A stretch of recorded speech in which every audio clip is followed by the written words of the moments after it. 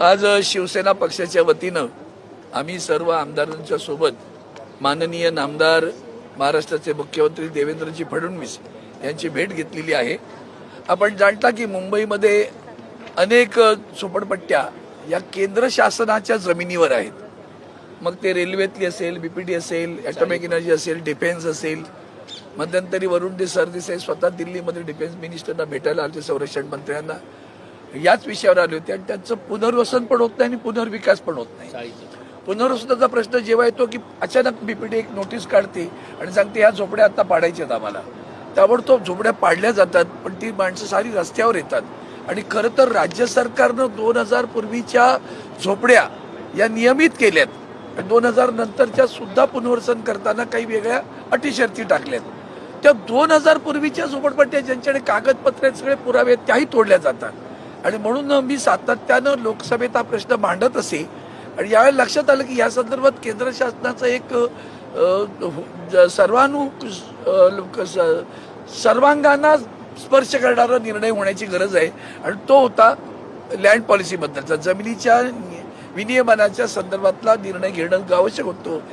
तो मुद्दा मी लोकसभेत मांडला आणि सुदैवानं लोकसभेमध्ये जेव्हा शून्य प्रहारचा विषय मी मांडल्यानंतर आता मला लेखी उत्तर आलेलं आहे की केंद्र सरकारनं आता या संदर्भात सकारात्मक भूमिका घेतलेली आहे आणि त्यांनी या सगळ्या, मग ती सार्वजनिक उपक्रम का असेनात केंद्र शासनाचे त्यांच्या जमिनीवर असतील, केंद्र शासनाचे थेट त्यांच्या खात्याच्या जमिनीवर असतील, अशा झोपडपट्ट्यांचं पुनर्वसन करण्यासाठी प्रधानमंत्री आवास योजना आणि राज्य सरकारची ज्या काही योजना असतील त्यांचा समन्वय साधून या सगळ्यांचं पुनर्वसन करण्याचा अधिकार केंद्र सरकारने या सगळ्या संस्थांना दिला होता।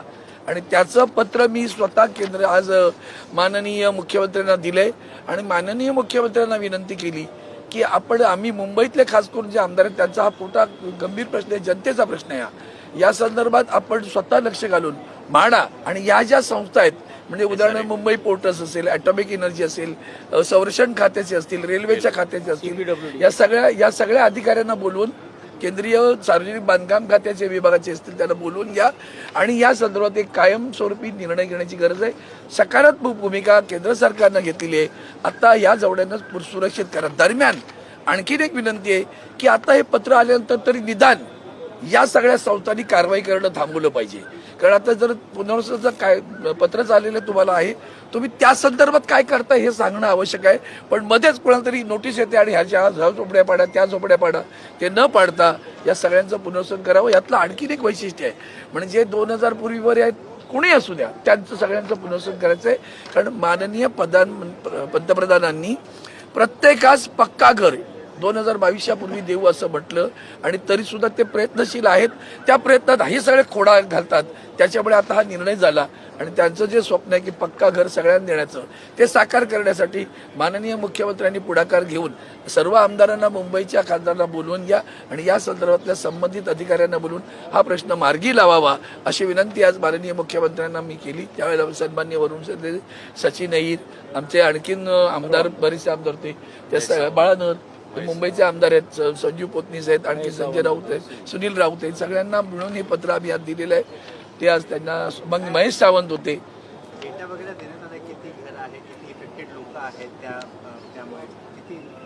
हजारोनी आहेत झोपड्या, म्हणजे मुंबई पोर्टच घेतलं तर 10,000च्या वर झोपड्या असतील तिथे जवळजवळ।